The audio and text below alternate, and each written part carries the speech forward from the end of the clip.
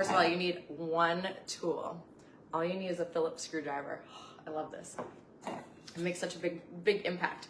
So you're gonna take down your, okay, there's the ring is built in there. So you're gonna take down from the ceiling. First, you're gonna pull out the inside of this. Well, you're gonna take off your light bulb first. And so, so you're gonna take out this.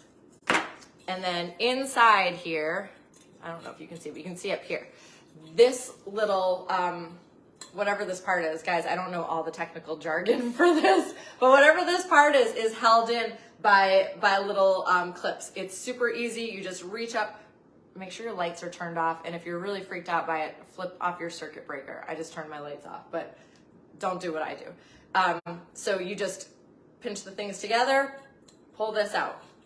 So now you have an empty hole. Step 2.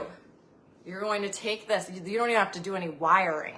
You screw it in to where the light bulb was, and then you've got this little pigtail here. This is your other half. So where the screwdriver comes in is that these brackets need to be adjusted based on how big your opening is in your ceiling. So mine is the smallest, that's why I think it's a 5-inch. So legit, just go up there, figure it out. You only have to do one dry fit, and once you've done one, you've done it all.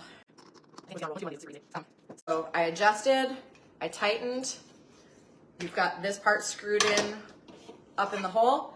You literally just connect these two together, squeeze these bad boys, and clip that in, make sure all your wires are up, pop that bad boy up. I'm gonna show you one that I already did. I did that one, and the big reveal, it actually works. Really quick and easy. For my kitchen, it's gonna be $200, and it makes it, it's just a really nice modern upgrade.